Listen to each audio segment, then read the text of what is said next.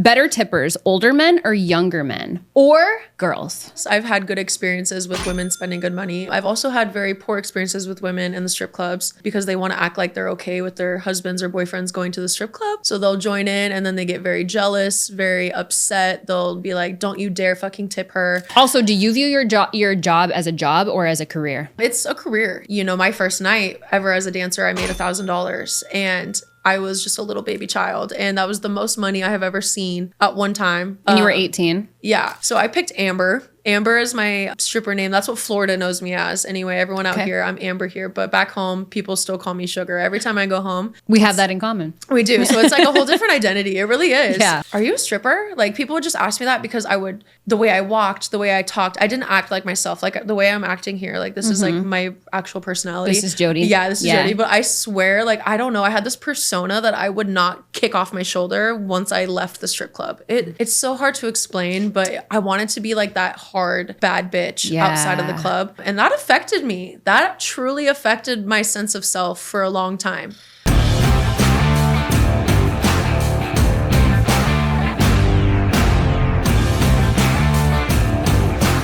Let me tell you who the fuck I think I am. You got a minute?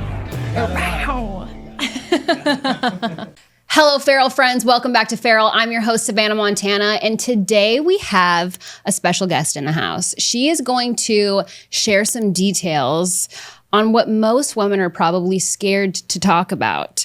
We're going to get into the money that she makes and the people that she sees and hangs out with. We're going to get into dating, relationships, all of the craziness. She's been working in strip clubs in South Florida for 10 years. She's a decade now. She's a seasoned vet, but she's gonna spill some of the tea on the reality of what she does and what it actually looks like behind the scenes. So without further ado, I welcome Jodi to the den. How are you, my girl? Oh, hi. I'm so good. Thanks for having me. Of course. Thanks for being here. Of course. Jodi and I are both on our period today. Yeah. So we're in comfy clothes. We're chilling. Yeah. I'm currently sweating my ass off right now. Me too. So, He flashed for sure. yeah, I've turned the AC down. I'll be hot, cold, hot, cold. Yeah. It's going to be great. We're going to have a good time.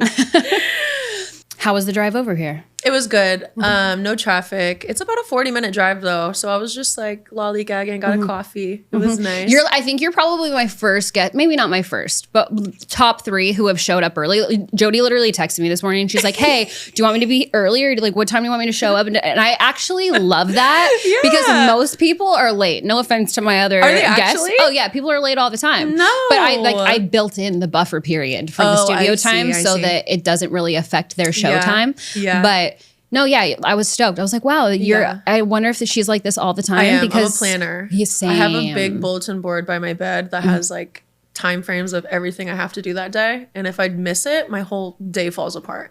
I'm like, I didn't do this. I didn't get this done. Like, yeah, that's so cool. Yeah. Well, and you work nights too. So during the day, you're like, that's when your schedule is built. It's built, yeah. And I have to, if I don't keep myself busy, like we talked about before the show. Yeah.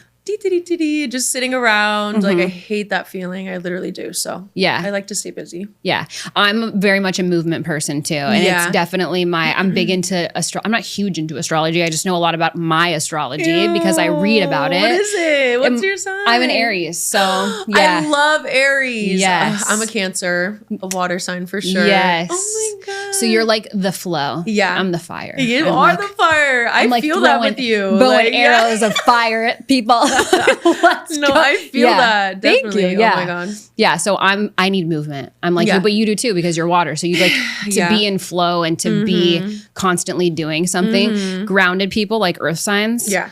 I'm like, I don't know how you do it. Yeah. I can't sit still. I actually noticed, I'm going to tell on myself. Yeah. To anyone who watches the show has probably seen me doing this. I play with my fingernails all the time. And I notice on the show that you'll be talking and I'm sitting here playing with my I was like, why do I look like such a creep? Dude, I look like a creep. No, you don't. But I can't stop moving. It's a problem. I need to get it figured out. Maybe it's the caffeine. I don't know. I'm caffeined up, girl. Yeah. I am. My heart's racing right now. Between the Midol and the 2 shots of espresso, I'm zooted right now. Yeah, my hand's shaking. Hopefully from the caffeine. No, it is. It is. Yeah. She's not nervous. No, she's gonna be great. Good. I'm glad. Well, to kick off the show, we're gonna play a game. Okay. I love games. Me too. Good. All right. So it's just a rapid fire. I'm gonna give you this or that. You get to pick. So it's just basic. It's kind of just like a quick Q&A, just to give the audience a little peek into what we're going to talk about. All right. Biggest spenders, tourists or locals?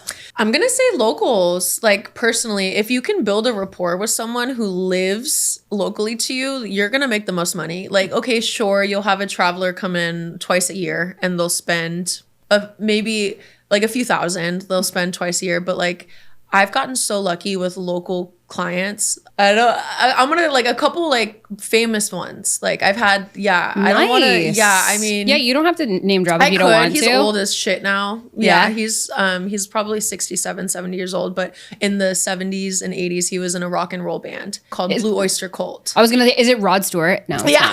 Like, because I met him in Palm Beach and he's so rock and roll. He's so cool. Yeah, he's everything you'd want him to be. Yeah. But no, it's not Rod Stewart. Sorry, Rod. Didn't mean to bring you up here.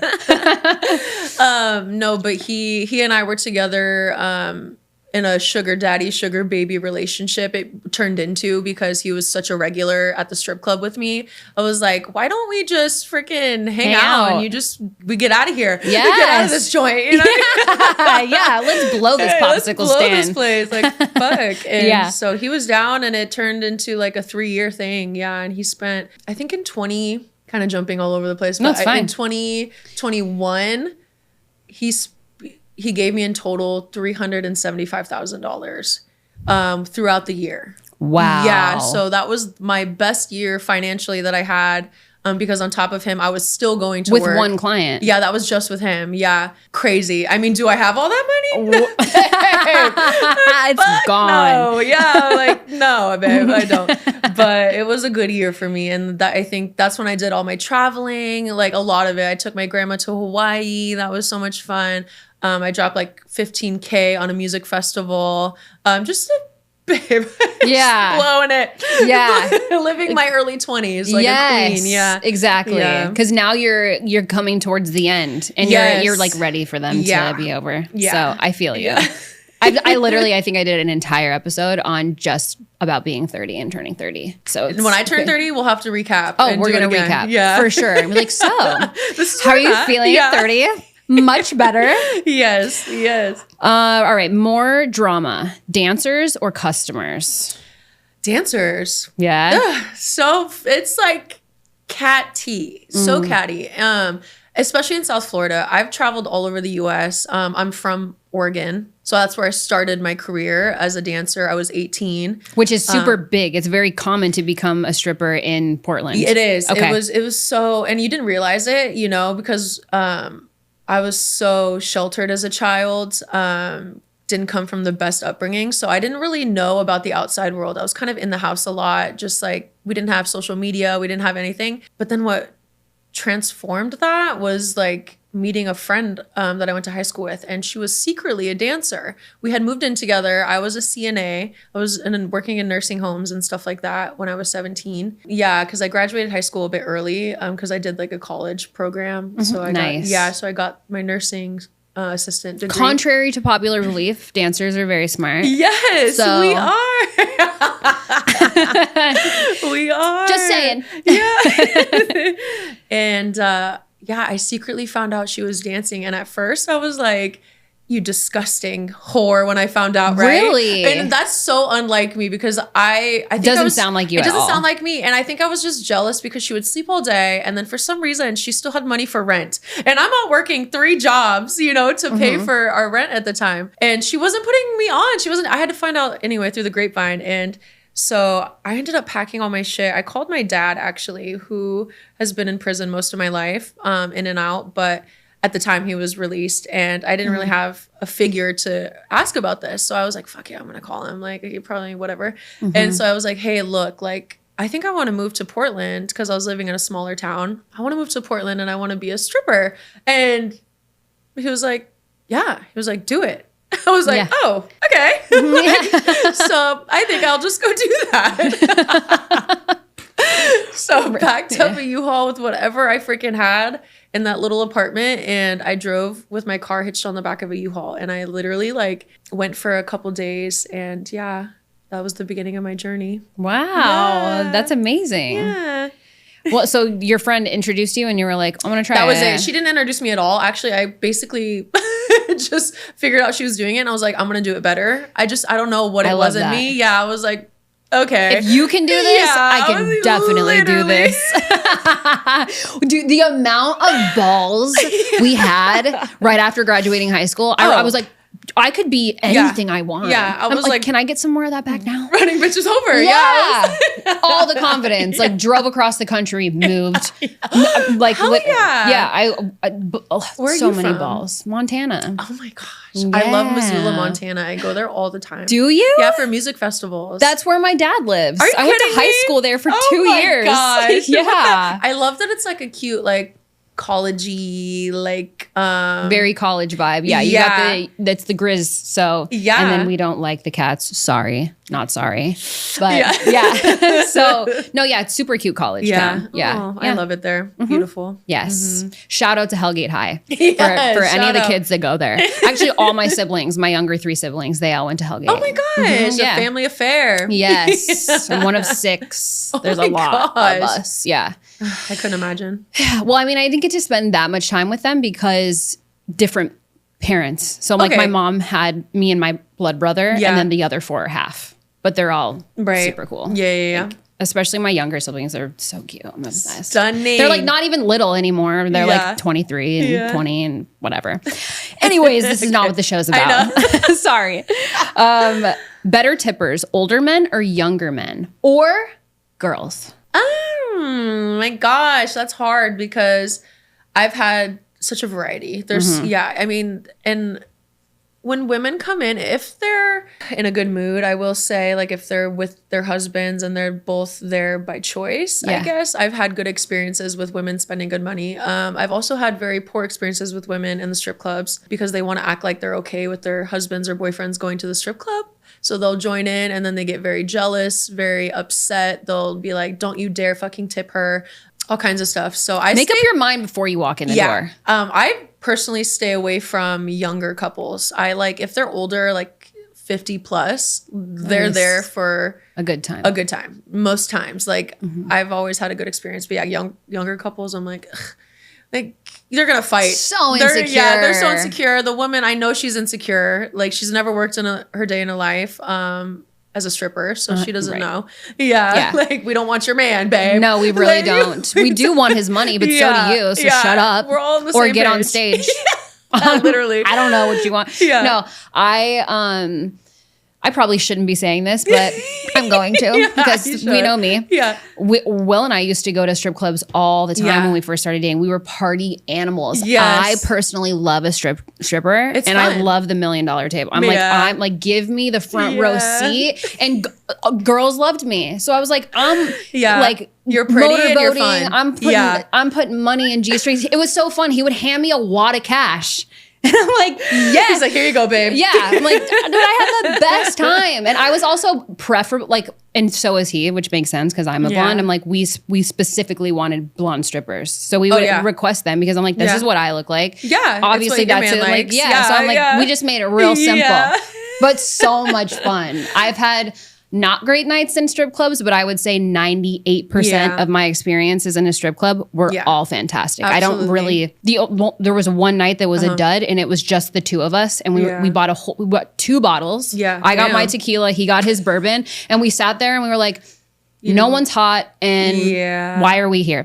So that was like, so we just left. I've been in positions like that where I go as a customer and I love going as a customer myself. I have an issue if I have a few drinks and I have some money, I'm gonna throw all of it. I remember one time I was so drunk, like back in the day, like 5 years ago.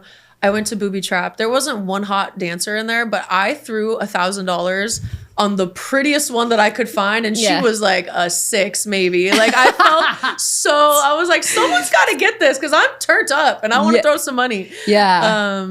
Yeah, but there was no going anywhere else because I was too far past the point. I was like, after this, I'm going home. So someone's going to get this money. Yeah, someone's going to get it. Yeah. I already took it out of the bank. Literally, I had it all in ones. I was like, I can't. Yeah. Yeah, there's like one strip club that's close to my hometown in Montana. It's called Teasers. Yeah. And I've never even walked into Teasers, but I think that it's probably like at a height is probably you might get a 5. Yeah. I can't imagine who even lives there, let alone lives in the area and works at that place. I've never No been. offense. I could be totally wrong. I've never been inside. Yeah, if you haven't heard of it, like in big group settings, it's probably not worth going to. There's like a few in Florida that are like little gems, like the ones that like the one I work at, I think is like a little gem. Peppermint Hippo, come see me. Hey, shout out. You can catch her there. Yeah, catch me there. Bring your cash. But it's like a hidden gem. It's in Pompano, and there's like, Booby Trap is over there, and Cheetah is over there, which are high names in the industry. But this one's like hidden in the corner, and it's owned by Rachel's actually, which is in West Palm. So they just recently, deal strip club. And nobody knows of it because it's like in the cut, like because it's over there. Yeah, it's over there. No one knows, and so like I get really lucky there. It's not like the busiest club, one of the clubs, but it's more of a nicer gentleman's club. So quality over quantity there. Yeah. If you're a young frat crowd and you want to party, maybe not, but like probably up to above your pay grade. Yeah, over there. Yeah. There's like literally a steakhouse in it. Yeah, like there is. Yeah, there is. Yeah, there's a couple like that. Oh yeah, no, I know. So choose your strip clubs wisely. Yeah, young guys. Very much. Instant red flag. If a guy says something, what are you like? Nope. Instant red flag. Oh my gosh. Like at work, I would say. If they're like, I have $300. What can I get for that? Like, you're cheap. Yeah, that is like one of the like and hopefully they say that in the beginning so they don't waste much of my time. But it's usually after you've had like a 10-minute conversation with them and they're like, oh, well, this is all I have. What can I get for it? I'm like, babe, we're not on the same wavelength. Like, what are you talking about? This is what you got. You got 10 minutes of me. That's what you get. Give me your money. Literally, that's what you get. Like, oh my gosh. I hate when they waste my freaking time. Other than that, nothing in the strip clubs since I've been older, at least, I haven't had any bad experiences within the building.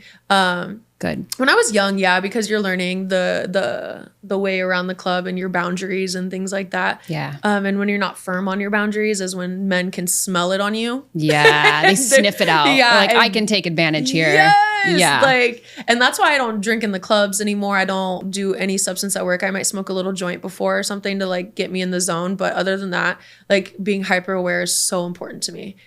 So yeah. People don't fuck with me much anymore. Like men don't say stupid shit because I'll just fucking shut them down. Yeah. Like, you're like, no. Don't have time, babe. Like, bye. On to the next one. Maybe she'll put up with it. She's new. Try her. She's over there. Go away. Weirdest request you can legally mention. Okay. Actually, the other night, this isn't the weirdest request, but it just happened to me, so it's fresh on my mind. There's a guy who I haven't seen in years who came into the club. And I saw him and I just like, he never spent money like that, but I remember him being a foot guy, right? Like he was very into feet. So I walked over to him and I was like, hey, he's like, oh my gosh, I remember you. And then he looks down at my feet. I was like, oh yeah, you remember me? From my foot. For my foot? And he's like, yes. He's like, please sit. And he's like, if you can give me 2 minutes of your time, I will give you $100. And just let me play with your feet, just right here, like out in the open, like whatever. So he's like touching on my feet. He's kissing my feet, sucking on my toes, like out on the floor. Like I'm talking, my managers are like, just like trying to check out the guy to make sure he doesn't do anything like too crazy, like making sure I'm okay. But I'm like, whatever. My foot's just like up in this guy's mouth. Like, yeah, you want both of them for 200? Because I can take the other one out of this heel real quick. Literally. Oh my God. Fetishes. It hasn't happened in a while. You don't meet a lot of foot guys anymore. A lot of the fun clients don't come to the clubs anymore. Like it's all the guys that are wanting cheap extras because that's just what the girls out here are doing. South Florida is a little more feral than most places. So a lot of girls do whatever they want. So there's not a lot of boundaries in that sense. So you really have to stand your ground. Yeah, you really have to like be confident in like your pricing in the strip clubs, and because we kind of make our own prices. Like I kind of base my prices on like what the type of client it is. So if I know he only has like $600 to spend, I'm not gonna push a $1,500, you know, presidential suite on him. I'm gonna really just kind of work with him and be like, okay, well, like, you know, we could do a half hour, you know, and like kind of make him feel special, but also like get that money that he does have. Yes. Yeah. Without, because some girls won't even do half hours. They're like, ugh.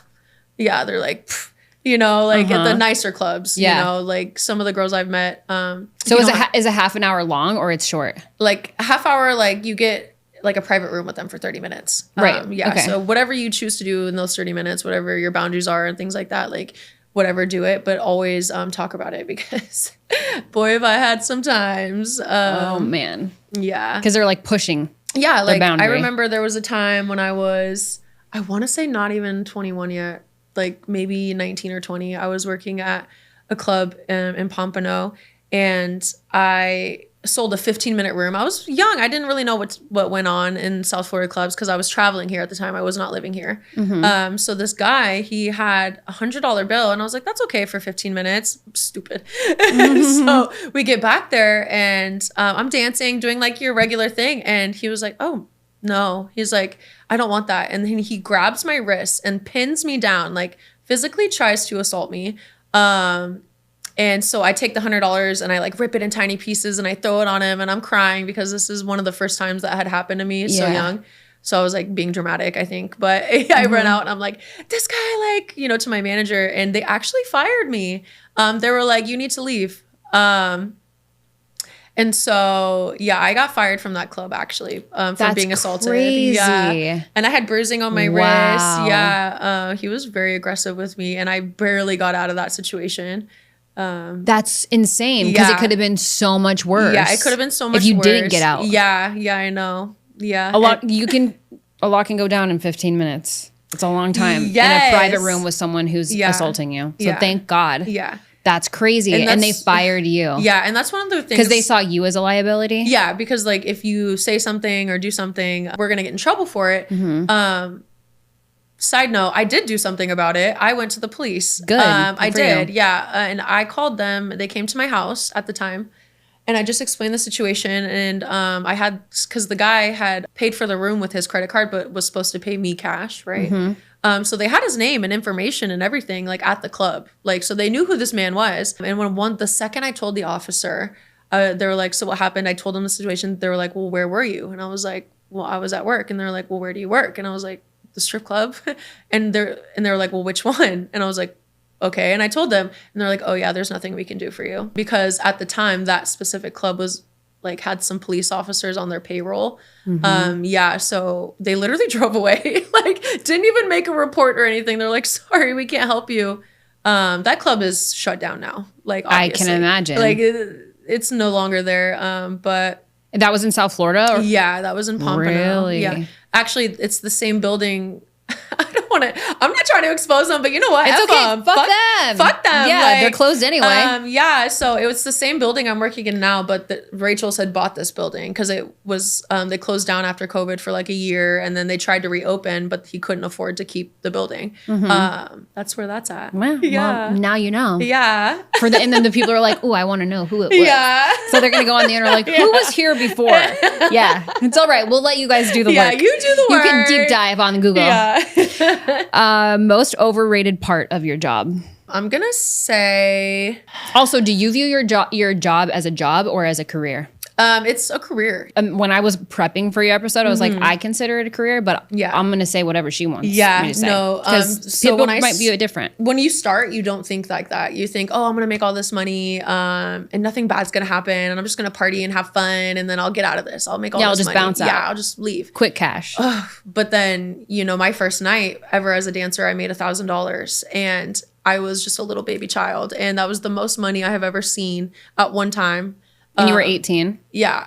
I had just turned 18. And so I was hooked, right? And at the time, I was fluttering with my addiction. So my addiction with uppers and alcohol and things like that started very young because I come from a very addictive family. Yeah. So I started very young. I started partying with older kids when I was like 15. Okay. And then so I was still like partying like until like through my jobs that I had, going to school. Like I was very managing it. When you're younger, you just kind of go with the flow. Like you don't really have hangovers. You don't really like, no, my God. You're just like doing whatever. You literally be drunk for 4 days. Yeah. You're like, I don't even know where I am right now. But I'm going to get this job But done. I'll be fine. Yeah. And so when I started dancing, it didn't get any better, of course, because at the clubs you have to be 21 and up to drink. So I leaned heavily on like psychedelics or like uppers, and it was just something that was fun at the time. And I was making all this money and spending all of it and on party favors and taking my friends out and like, you know, concerts and all this stuff. So then it started to spiral a little bit, I would say. And I have some topics to bring up. I don't know when I should do that, but no, yeah, whenever, literally. Okay, cool. We got so time, I have a couple. whenever. So when I was in Portland, Oregon, I was dancing, and the clubs out there are a lot different. They're more divey. They're more small. Everyone knows everyone. You're kind of the same strippers work in every strip club. We just kind of rotate. Like you know everybody. That's very much how Montana is where I'm from. Like everything is a small town joint. Everybody knows everything about everyone. Yeah, and so you're not. You know, so everyone kind of knew like I was like a party girl, but I made a lot of money and I very early on, you know, so a lot of people would be out to get me because of that, because I was one of the younger dancers who made a lot of money, and me not being aware that people were, you know, trying to basically come after me in a way that they wanted to beat my ass. Like I'm talking like when I was 19, when I was 20, I was working at a club in Portland, Oregon. I had brought a girlfriend of mine at the time to come try my club. I was like, girl, come try my club, whatever, we'll work together. But there was like rumors, and these girls were saying things that I was doing inappropriate things in the dressing rooms, or not the dressing rooms, but like the back rooms, which you're not allowed. Like in Portland, it's like something super like, they're like, no. And they'll come in and pop their head in to make sure, you know. So obviously I wasn't, right? So they're trying to make an excuse of how is this girl making so much money if she's not in the back, right? And I'm like, because I'm that bitch. One, I don't have to, right? There was a night I was working at the strip club, and there was some chatter in the dressing room, and every time I would walk in, I noticed like the girls would stop. And I'm like, and I didn't think too much of it because I'm drinking, right? So like my dummy had not drinking and doing other things. So I'm not in my right mind. So I don't know that these girls are plotting on me, like in the club. Like they're all plotting on me. My girlfriend's on stage, and out of nowhere, I shit you not, like this girl comes up, like picks a chair up and like smashes it on my friend that's on the stage. And then I'm like, what? So I go over to help her, and then some girl comes up from behind her and punches me square in the fucking face. Like, I'm not kidding. Like, punches me in the face. And oh my God. Yes. So at this point, like, we're all like fighting, we're screaming. Like, it's like a big brawl. My friend is like pouring drinks on the girls, like off the stage, like customers' drinks, just like throwing up. It was like a huge production. Of course, we all got fired, right? Like, of course, like, they're all like, done. Get out. Stripper battle on the stage. Cinnamon, please step down with your bar stool to beat. Literally, no, I'm kidding. Funny, my name was Sugar back in the day. That was my old stripper name. Shut up! You're gonna get a kick out of this. Yeah, what? My whole family calls me Sugar. No one in Montana in my family calls me Savannah. My name has been Sugar since the day I was born. Girl, that's my freaking stripper name. I'm obsessed. See, we were meant to be, Jodi. Like this, we were meant to be friends. I'm obsessed. I love Sugar. I love it. When I moved here, they made me change my name, which was so effed up. Why? Like, because somebody already had it? No, it's because it's like not a real name. Like Florida's big on like you have to have like a real name because that sounds trashy. Really? So I picked Amber. Amber is my stripper name. That's what Florida knows me as. Anyway, everyone out here, I'm Amber here. But back home, people still call me Sugar. Every time I go home, we have that in common. We do. So it's like a whole different identity. It really is. Yeah. And for the longest time, my identity was trapped in being a stripper, I would say. Like I was very much, that was like who I was, and I played the part, and I didn't give about anything else. Like, so you were a stripper in and out of the club. Yeah, in and out, like all the time. I would I don't want to say intentionally, but like I would just be walking, and like I would have people come up to me in like Fred Meyer's or a grocery store, and they would be like, "Are you a stripper?" Like people would just ask me that because the way I walked, the way I talked, I didn't act like myself. Like the way I'm acting here, like this is like my actual personality. This is Jodi. Yeah, this is Jodi. But I swear, like I don't know, I had this persona that I would not kick off my shoulder once I left the strip club. it's so hard to explain, but I wanted to be like that hard, like bad bitch outside of the club. And that affected me. That truly affected my sense of self for a long time.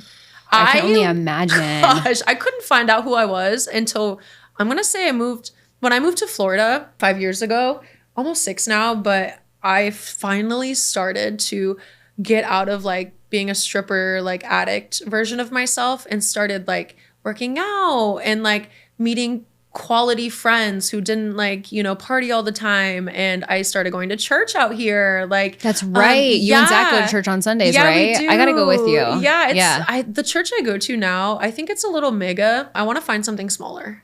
Oh, it's like too big. It's like, it's huge. And I feel like their words are more to get people to come to church, and there's not a lot of scripture being talked about. There's not a lot of like emphasis on the Lord. I feel like it's like bring everyone. Like every time we come there, it's like bring more people. I'm like, dang, that's all y'all care about. Why? Because they pass around the bucket at the end and they get cash? They claim not to, but they sell everything under the sun, and they really encourage you to buy like everything that they have. Like go get a coffee. Yeah, they're like, or go like buy a t-shirts. Yeah. Stop it. Church is a marketing scheme now. Jesus. And I hate to say, I know, I love the Lord, but I hate to say like the human race have turned the house of Lord into something more. And so like multiple religions have done that. Like, yes. I grew up in Mormonism on both sides, super strong on one, not super strong on the other. Yeah. Neither one of my parents are Mormon. My brother and I were not baptized Mormons, but yeah, now I watch the Secret Lives of Mormon Wives, and I'm like, holy shit. Like, wonder what my family's thinking right now. I'm like, holy crap. You're like, Mom? You're like, are you okay? What's going on? No, crazy. Yeah. So like, it's not just, you just have to find the right church for you. Yeah. Because a lot of them are just, and it comes out, they end up being documentaries and they're just scamming people for money, which obviously it's not every church. Relax, people. But there's a big percentage of them but if you know a good one, let us know. Yeah, please let us know. We'd like to check it out. I'm like, give me like the shack in the middle of the field. That's all There's want. like 20 people there. We'll see you there.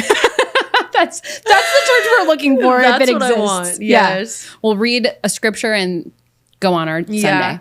But I think a big reason why I wanted to be on your podcast this time is just to shed light like on the industry, and a lot of girls, especially now that TikTok is so big, I feel like a lot of people are really glamorizing this industry, and it has taken such a toll on me. I get so upset when I see someone like post every single day, and then they're like thousands and thousands and thousands of dollars, and it literally makes me sick because I know like, okay, it's social media, you can't believe everything you see, but there's young women. I was a young woman once, easily influenced. Like, I just found out my friend through the grapevine was dancing, and I was like, yep, I'm gonna do it better. Yeah. Like, are you kidding me? Like, as a woman who didn't have guidance as a young woman, you're very easily influenced. So I did it, and it was so hard. It's not easy. And with the addiction issues, with the friendship issues, the relationship issues, it's all a trickling effect. And if you aren't strong-minded or you don't come from a good support system, like you're gonna fall a few times and it's gonna hurt. And whether you get back up or not is totally up to you. But if you don't, you're gonna freaking drown. Like, and when it started for me, it was very much fun. Like I said before, you think it's so much fun. And then when that wears off and you're like, well, what the heck am I doing? Like, it's been 4 years and I have nothing to show for anything I've done besides partying with my friends. Like, where the heck has all the money and time go? Yeah. So now you're 24 and you're like, well, shit. All right. And so before I moved to Florida, the reason I moved, it was right before COVID hit. And I had a friend living with me, a girlfriend. And after the story, you'll realize why we're not friends anymore. But she claimed to be homeless, right? And this was a friend that I've known on and off. We kind of grew up in the strip club together. We started around the same time, very young. She's like, I'm homeless. And she had a pit bull at the time, and I had 2 cats, and I lived in a 1-bedroom apartment. I was like, I feel bad, but like, what am I supposed to do? So I caved. I let her move into my tiny, shitty apartment that I had at the time. And she kept her dog in a cage in the living room, basically all day, because my cats, like, he was going to eat him, like a very aggressive pit bull. Oh, God. Yeah. So there was no way I was going to let her have her dog out. All she would do was sleep. And I said, look, you can stay with me as long as you're working and like you're pitching in a little bit. Like, I don't know, like I know you're going through a lot, what she claimed, right? So I let her sleep for about a week. And I was like, okay, like you need to get up or like you have to leave. And she's like, yeah, like I'm going to go to work and I'm going to make some money. And blah, blah, blah. I was like, okay. Well, I come home that day from work. I literally was at work when we were texting about this at the time. And so I get home from work and she's sleeping. It pissed me off. Like, I was like, dude, this lazy fucking bitch. Like, if I'm out there making it happen, why are you homeless sleeping? Yeah. Like, I'm out there paying for both of our lives right now. I know it wasn't long. Like, she was only there for a couple of weeks. But I finally was like, you have to leave. I was like, I can't do this. Your dog, it's like too much. You're sleeping in my living room floor. Like, I just can't handle it anymore. So she leaves. She grabs what little she had, she packed it in her car, and she's like blowing my phone up, like, I'm sleeping in my fucking car because of you. Like, how, like, you're not sleeping in your car because of me. Yeah. You're sleeping in your car because of you. And by the way, at least you have a fucking car. Why would you living in it the whole time? You could have been sleeping in your car the whole time. Yeah. And here you are sleeping on my floor. I've been broke. We've all slept in our car. Relax, bitch. Like, me too. It makes you get a job really quick. You're like, I have to find an apartment. I never didn't have a job, but I didn't have an apartment. I mean, there were times I was living in hotels and I had my car. Like, I still had a roof over my head because I'm going to work, but I'm paying. But anyway, so I kick her out, and my sister was also staying for the week with me. My sister had come down, and my sister was out doing something, and I was on a boat. Because this girl had planned this whole scenario where she was watching my house after I kicked her out. Like, I didn't know she was watching me, but she was watching me, and she knew because she lived with me for a few weeks where I kept my money in my house. And at the time, I had about $10,000 saved in cash in my closet. Like, it wasn't in any like safety box or because, bitch, like someone would just pick up the safety box and bust it open. I was like, who gives a fuck? Like, I just kept my money in an area that I just was like, whatever, it's just me here. And so my sister had gone out that day, and I got invited on a boat with my friend. But that friend was also friends with the friend that. So she knew that you were on the boat because of that. So it was like a whole orchestrated thing.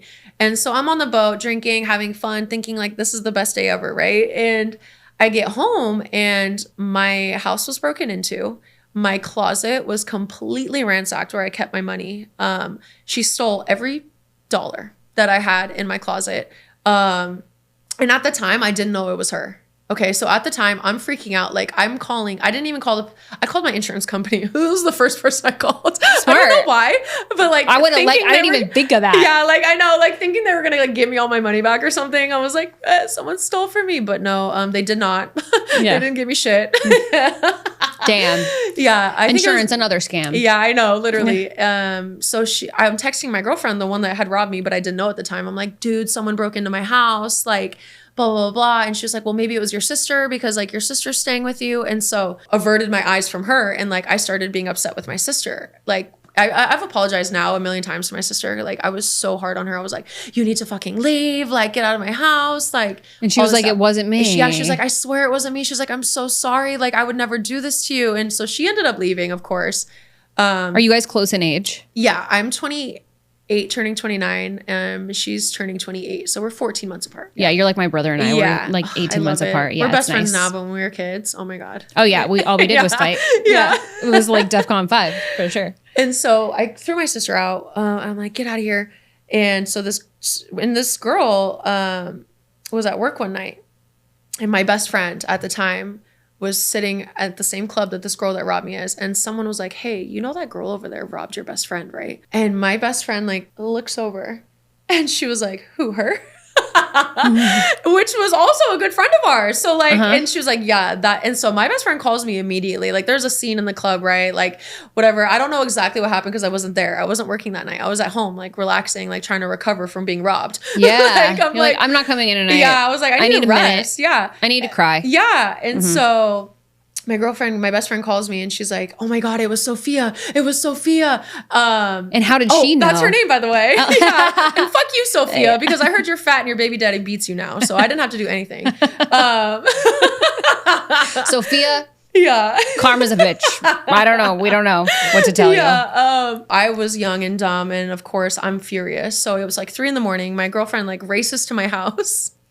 And we get in the car and we drive to Sophia's house. And I'm like, and so Sophia had firearms. She had a gun she has threatened many people with this gun. Jesus. She was a crazy... She sounds like a gem of a human. She's just... When she got fucked up, like, she didn't give a shit about anyone. It was, like, always, like, she wanted to be, like, a bad bitch. Like, you're weak. You're annoying. Yeah.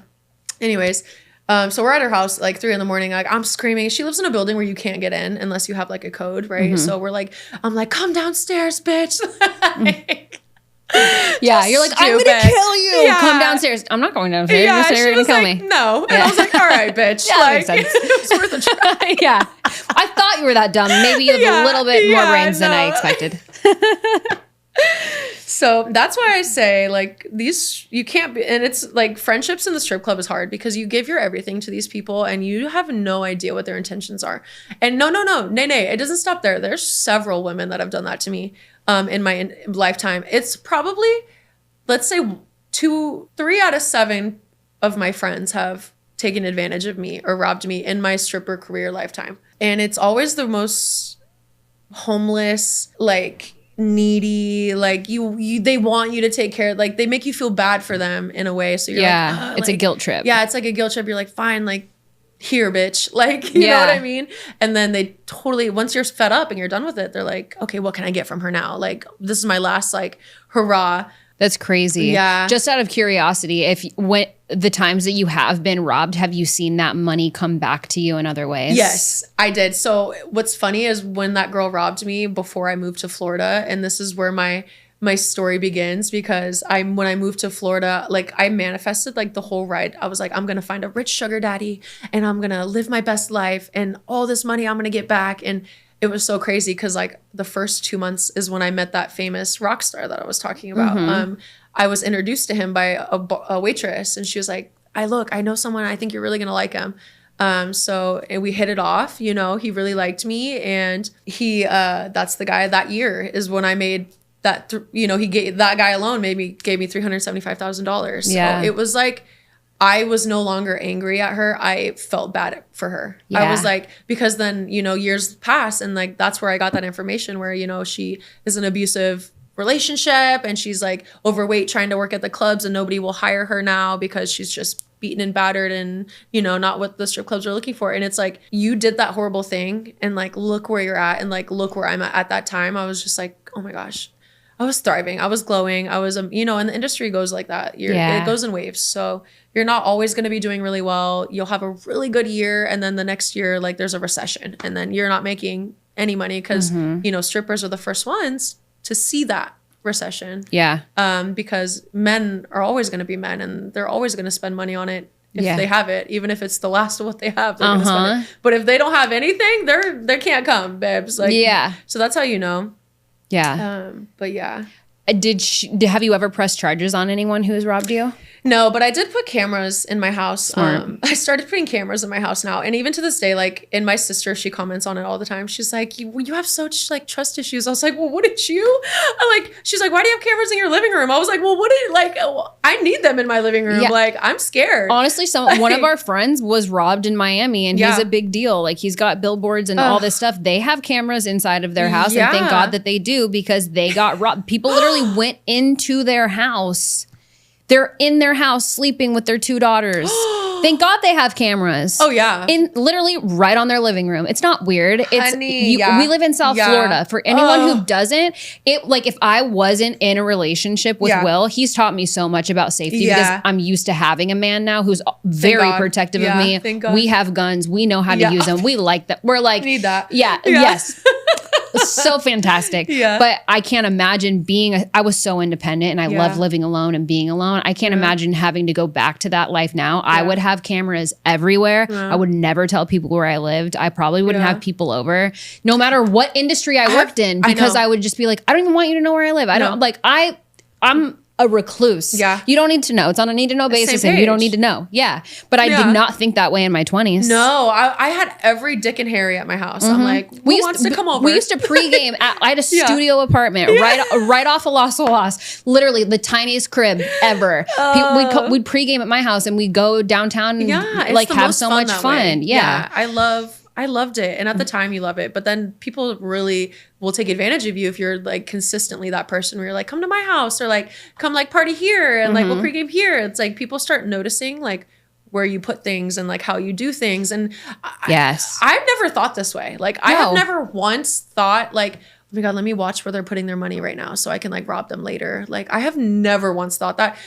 Actually, I look away. If they're like, if I notice like somebody's a little uncomfortable with me knowing like where something is in their space, I will literally just be like, look away so they don't feel like they have to like tell me anything or be like, hey, can you not like, because it's embarrassing. You don't like, I don't know, that moment is just like a little embarrassing. I don't know. At least after what happened to me. For sure. I was even like that with boyfriends. I was a bartender. I came home with cash every single night. I would not like, I'm not showing. No, literally. I don't, no, I wouldn't even care if it bothered them. I'm like, I'm sorry. I don't trust you. Yeah, seriously. I should, but I don't. Yeah. Sorry, get used to it. Yeah, it was always had cash. When I moved out of my studio apartment, I found a Kleenex box, $4,000 in it.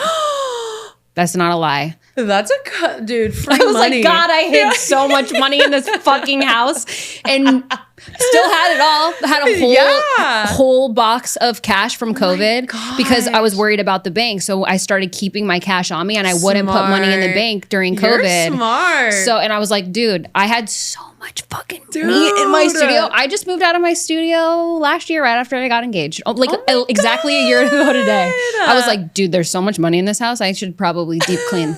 Don't let any movers come in until you go through it. No, I did. Okay. Yeah, but I was like, damn. Yeah. Crazy. Yeah, so the cash thing is real. So another thing too, you mentioned that you took your grandmother to Hawaii. I did. You've done trips with your family and stuff like that, which is really exciting. And you have a career where you're able to do those things. What has your experience been like with your family? It's like sometimes they're cool with you being a stripper because they're like, oh, she can take us to Hawaii. And then other times they're like, you're a stripper. So it's a love-hate maybe. It is. I've had various different reactions. So like clearly my dad was fine with it because when I called and asked, he was super on board. I love that you called and asked him though. Yeah. Like that's really sweet actually. It kind of, yes, in a way, because I just was so lost in my own brain because I was making shit money working 3 jobs to pay for a fucking apartment. Like, insane. I don't know. And I feel bad and I'm sorry for like everyone else in the world that has to do that because I know like there's a bunch of single moms and like women who aren't in the industry who are struggling and they don't deserve it. All women deserve everything. But so I would say my biggest, I don't want to say, it's not an issue. It's not, it's more of a learning curve. But I think my sister and I have had the most complications with the topic. She's supportive, she is. And I think she's more supportive when she doesn't have to hear about it. Gotcha. Yeah, so I feel like she supports me because she knows I'm taking care of myself and, being able to take myself on trips and just like kind of like splurge in those ways. But I feel like there have been times when arguments come up on different subjects and that kind of is always you're just like a whore or like you're just like she's trying to just jab. Yeah, like, she's trying to make you feel bad. Yeah, siblings do that in general, and it doesn't affect me at all. That's like, good. It doesn't because I know to my core like this has provided such a life for me in such a time where that was so pivotal where I didn't know what I was gonna do. And now that I'm getting older, obviously, my grandma has always, I think, been my biggest supporter. She's like, she's so cute and so perfect and wonderful. But she's like, yeah, girl, like, get it. She was like, and she'll ask me, she's like, how was work? I was like, it was good. It was good. But I come from a poor family. So nothing they could say would affect what I feel because I've just made so much money in my lifetime and I've been able to do so many things for everyone, like sending my grandma money because her pipes burst under her house or just sending her money in gifts or giving my sister money whenever she needs it, paying her bills sometimes when she needs it. Everyone kind of comes around when they need something. But also as me and my sister get older, our relationship and bond is so much past that. Like it is like, yeah, like, I don't know, like we lived together recently. So she just moved out in January. She just moved out? Yeah, she just moved out back to Seattle. We were born in Seattle. So cool. Oregon, Washington is kind of where I'm from. But she moved back. She's a hairdresser, just like Zach. Yes, we love Zach. Yeah, we love Zach. Shout out Zach. Shout out Zach. The show knows him well. Yeah. And so that's her dream. She came out here to, live with me and like get back on track because she had some traumatic things happen. And so she needed her sister. And I let her live with me, of course, rent free, just like work, save all your money, get a cute apartment and get a new car, get all those things, like get you taken care of. Yeah. So I kind of put my stuff on hold for a little while and just really focused on getting my sister taken care of. And now that That's really nice. Yeah, but now that she's gone, like it's been nice to get back into my own routine and my life. But yeah, she became one of my biggest support systems. Even though we fought in the beginning and she didn't understand my job because I don't work as much as her. I work like 2 or 3 days a week and I'm paying all the bills and I'm doing whatever I need to do while she's really? going So every you're single not day. there every night? No, not anymore. I mean, back in my younger days, I have arthritis in my knee now. I can't go 7 days a week. That's crazy. Wow. Being a stripper is hard on your body. I can imagine. Yeah, I have a lot of issues with my knees and my back and things like that. So yeah. It's crazy. Hopefully this won't last much longer. We're working our way. Yeah, so.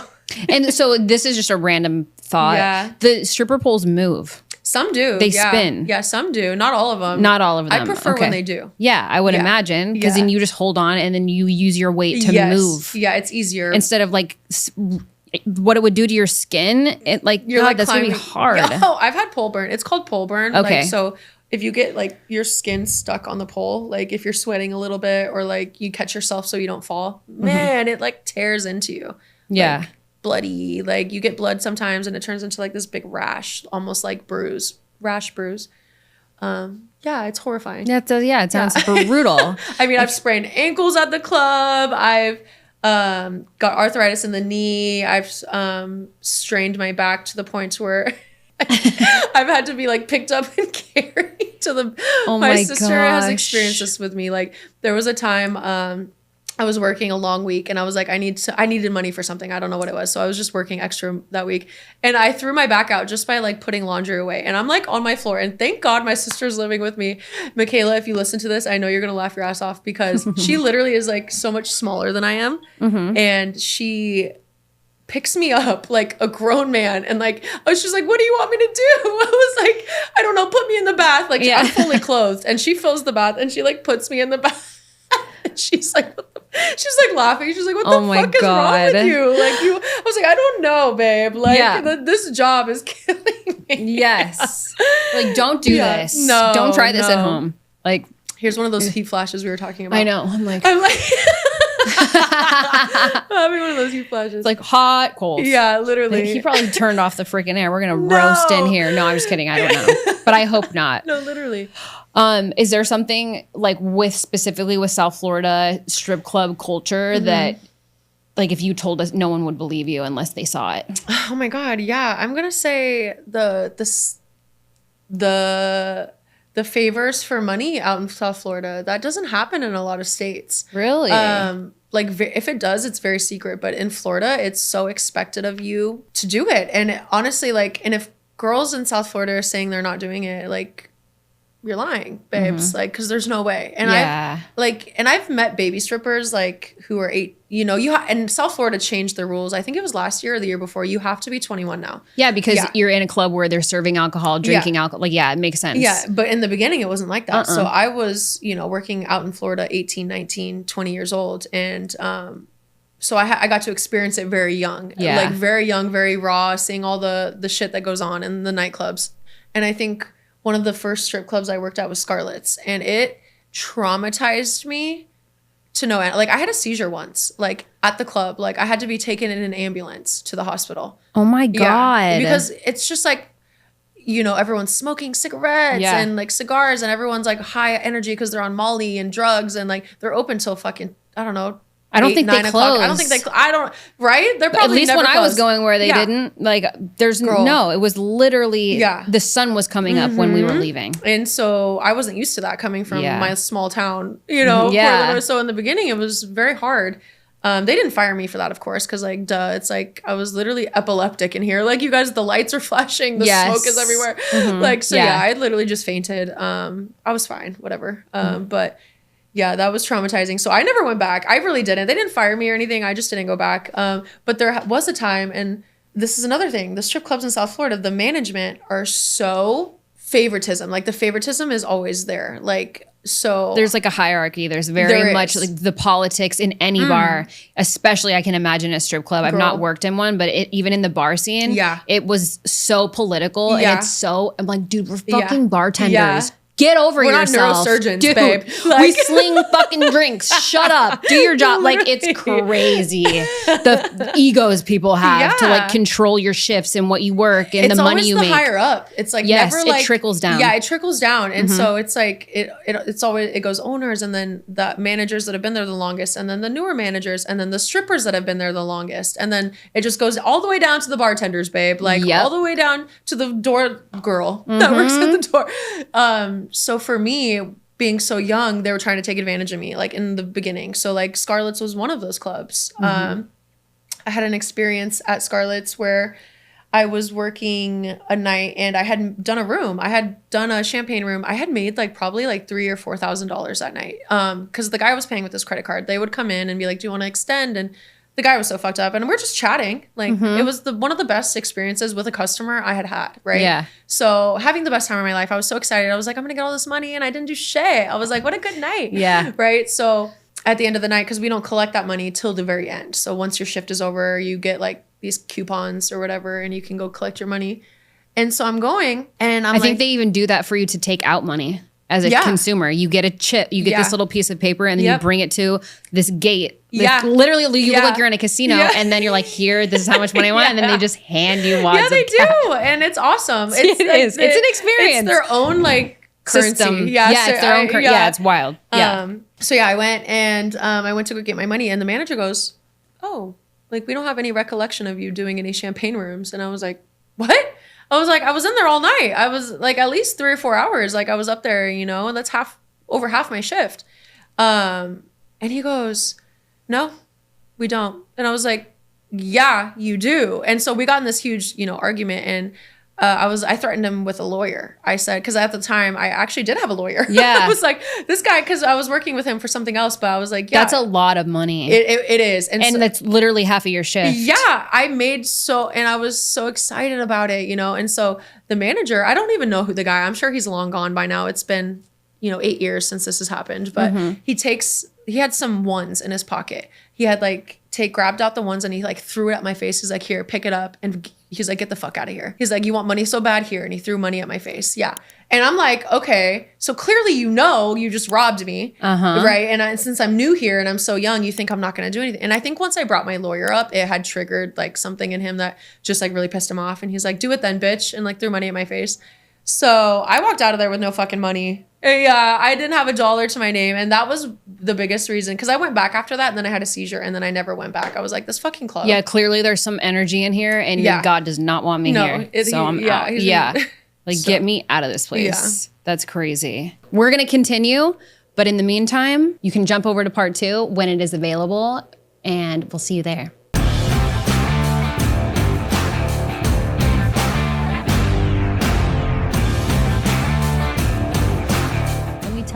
I think I am. You got a minute? Wow.